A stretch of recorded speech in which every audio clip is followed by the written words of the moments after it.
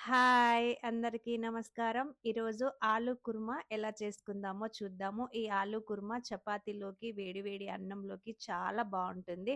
మరి దానికి కావాల్సినవి 2 ఆనియన్స్, ఒక 2 పచ్చిమిర్చి, చిన్నవి ఒక 3 టొమాటోస్ తీసుకొని అలా కట్ చేసుకొని జార్‌లో వేసుకొని మిక్సీ పట్టేసుకుంటే కన్సిస్టెన్సీ అలా వస్తుంది.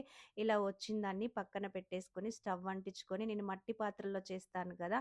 ఆయిలేసేసుకొని జీలకర్ర, ఆవాలు వేసుకున్నాను. కొత్తిమీర, కరివేపాకు గూడా యాడ్ చేసుకున్న. కొంచెం ఒక స్పూను పసుపు యేసుకొని మనము మిక్సీ పట్టుకున్న స్టఫ్‌ని ఇందులో యాడ్ చేసుకొని కొంచెం మగ్గే వరకు ఉంచుకోవాలి. మీకు తెలుస్తది మగ్గింది లేంది.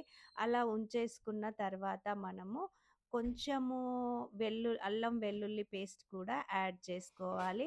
ఇలా యాడ్ చేసుకున్న తర్వాత చూడండి మట్టి పాత్రలో ఆయిలేస్తే ఎక్కువ అబ్జర్వ్ చేసుకోవట్లేదు. తక్కువ ఆయిల్‌తో మంచిగా ఉంటుంది. హాఫ్ కేజీ ఉడకబెట్టిన పొటాటోని అందులో యాడ్ చేసుకోవాలి.